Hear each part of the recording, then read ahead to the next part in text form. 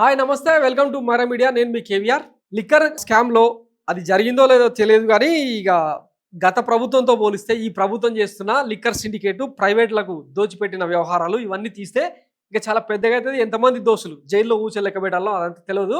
ఒకవేళ ప్రభుత్వం మారితే నెక్స్ట్ ఏంటన్నది ఇక వాళ్ళ ఊహలకే వదిలేద్దాం.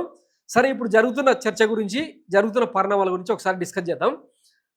లిక్కర్ బాస్లో అరెస్టు, ధనుంజయ రెడ్డి, కృష్ణమోహన్ రెడ్డి అదుపులోకి. వీళ్ళిద్దరు అరెస్ట్ అవడంతో, ఎందుకంటే ఒకప్పుడు సీఎంఓలో జగన్మోహన్ రెడ్డికి చాలా దగ్గరగా ఒక ఆయనేమో సిఓడి, ఒక ఆయనేమో ఓఎస్డీగా, ఇంకొక ఆయనేమో సీఎం కార్యదర్శిగా పనిచేసిన నేపథ్యంలో వీరిద్దరి తర్వాత నెక్స్ట్ వైఎస్ జగన్మోహన్ రెడ్డి అని చెప్పి జరుగుతున్న ప్రచారం అనమాట.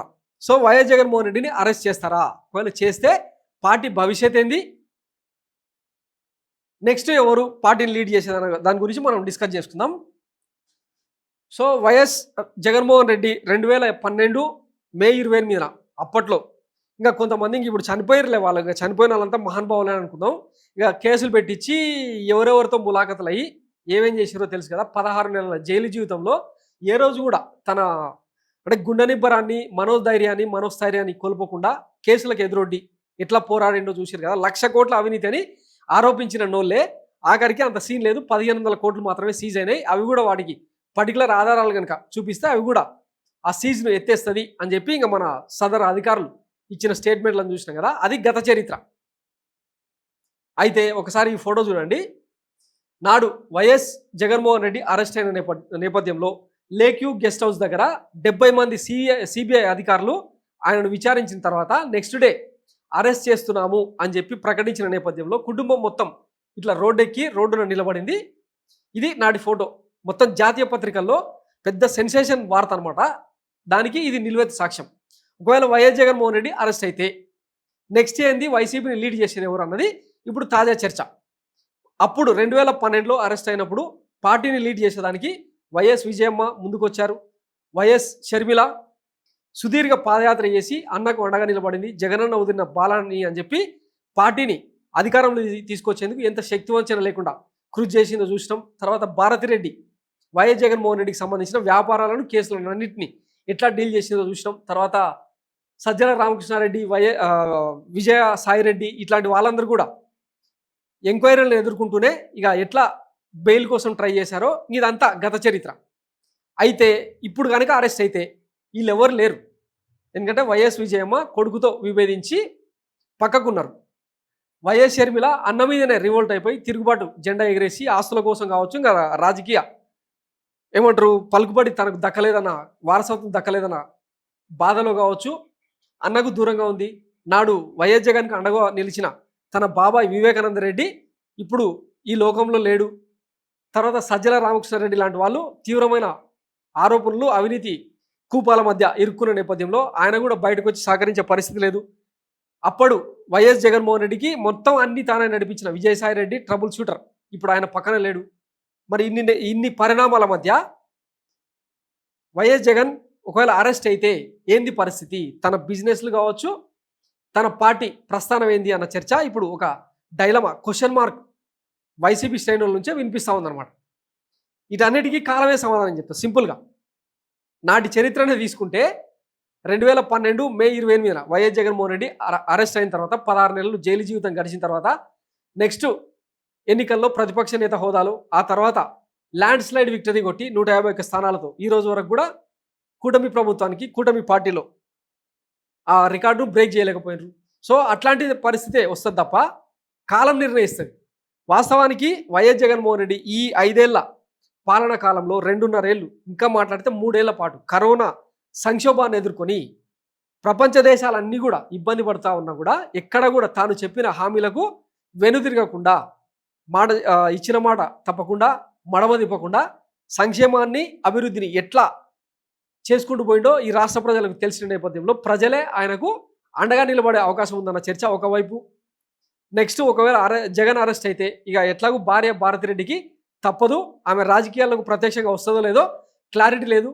కానీ తన పిల్లలు ఈరోజు అంటే ఇంగ్లాండ్లో, లండన్లో అత్యున్నత ఫైనాన్షియల్ మేనేజ్మెంట్ కోర్సులు చేస్తూ ఉన్నారు. సో వాళ్ళు ఏమైనా రంగంలోకి దిగితే పరిస్థితులు ఎట్లా ఉంటుందన్న చర్చ కూడా బయట జరుగుతూ ఉన్నది. ఈ నేపథ్యంలో చరిత్ర మొత్తం ఒకసారి తీసుకుంటే 2004లో చంద్రబాబు పెద్ద స్టార్ వాల్ట్, ఆయనది హిమాలయ పర్వతం అంతా, ఆయన ఢీకొట్టే వ్యక్తే ఇంకా ఈ రాష్ట్రంలో లేడు, దేశంలో లేడు అన్న రేంజ్లో వైఎస్ రాజశేఖర రెడ్డి అనే వ్యక్తిని ఈ రాష్ట్ర ప్రజలే నాయకుడిగా స్వీకరించి ఆయన అఖండ మెజార్టీతో గెలిపించారు. అది చరిత్ర. ఇక ఇంకా అంతకు ముందు వెనక్కి వెళ్తే 1947లో దేశానికి స్వాతంత్రం వచ్చినప్పుడు నెహ్రూ ప్రధానమంత్రిగా ఈ దేశాన్ని, అంటే ఒక థర్డ్ వరల్డ్ కంట్రీగా భారతదేశం విడిపోయినప్పుడు స్వాతంత్రం సాధించుకున్నప్పుడు ఒక దిక్సూచి మాదిరిగా పంచవర్ష ప్రణాళికలను చూపించి భారతదేశాన్ని అంటే ఒక దశాదిశ ఏర్పాటు చేసింది నెహ్రూ. అట్లాంటి వ్యక్తి 17 ఏళ్ల పాటు ప్రధానమంత్రి హోదాలో భారతదేశానికి డైరెక్షన్ ఇచ్చి చనిపోయిన నేపథ్యంలో ఆయన తర్వాత ఎవరు అన్న చర్చ కూడా అట్టనే జరిగింది. ఆ తర్వాత మొరార్జీ దేశాయ్ లాంటి వాళ్ళు కొద్ది కాలం నిర్వహించారు భారతదేశ వ్యవహారాల్ని. ఆ తర్వాత ఇందిరాగాంధీ రూపంలో ఇక ఒక ఐరన్ లేడీ, ఉక్కు మహిళ అవతరించింది.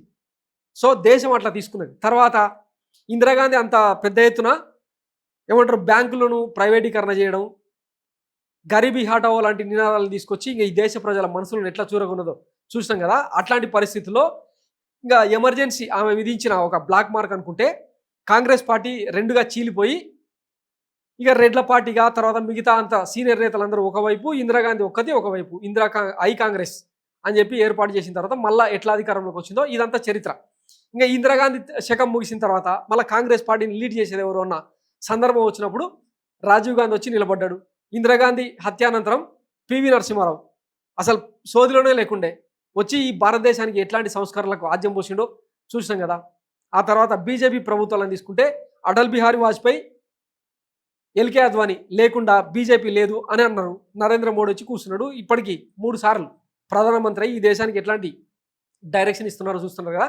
ఇదంతా ఎందుకు చెప్పాల్సి వస్తుందంటే ఒక వ్యక్తి పోవడం వల్ల పార్టీలు నిర్వీర్యమైపోవు. పైగా ప్రాంతీయ పార్టీలో వాస్తవానికి జగన్మోహన్ రెడ్డి 1 to 100 ఆయన్నే, అందులో ఏ డౌట్ లేదు. అట్లని జైలుకి పోతే పార్టీకి ఏదో అవుతుంది, ఇక మొత్తం డిస్మాంటిల్ అయిపోతుంది, పార్టీ భూమి మీద లేకుండా పోతుంది అని చెప్పి ఇంకా ఈ టీడీపీ ప్రచారం చేసుకోవచ్చు. కానీ అంత సీన్ ఏముండదు. ఎక్కడికక్కడ జిల్లాల వారీగా నాయకత్వం బలంగానే ఉంది. రీసెంట్గానే వైఎస్ జగన్మోహన్ రెడ్డి ఇదంతా ఊహించి ఉండొచ్చు మేబీ. అందుకే క్షేత్రస్థాయిలో అన్ని విభాగాలను ఏర్పాటు చేసేందుకు ఇక జిల్లాల వారీగా కమిటీలను వేసుకుంటూ ఎట్లాంటి ప్రయత్నం చేస్తూ ఉన్నారో చూస్తూ ఉన్నారు. అదంతా చాప కింద నీరులా జరుగుతున్న వ్యవహారం. పైగా ఆయన తాడేపల్లిలో కాకుండా ఇటు హైదరాబాద్లో కాకుండా బెంగళూరులో ఉండి ఖాళీగా ఉంటాడేమన్నా. 24/7 రాజకీయాలే కదా వైఎస్ జగన్మోహన్ రెడ్డి చేసేది. సో తెర వెనుక మంత్రాంగం ఏం నడిపిస్తున్నాడో, ఎట్లాంటి చక్రాలు తిప్పుతున్నాడో ఎవరికి తెలియదు కదా. ఇవి ఇన్ని పరిణామాలు అనమాట. ఒకవేళ అరెస్ట్ అయితే పార్టీ ప్రస్థానం ఏంది, దానికి ఎట్లాంటి దశ చూపిస్తారు అన్నది కూడా జరగబోయే చర్చ అనమాట. సో అన్నింటికీ కాలమే సమాధానం చెప్తుంది. వేచి చూద్దాం. Thanks for watching Myra Media. నేను మీ కేవీఆర్. Thank you.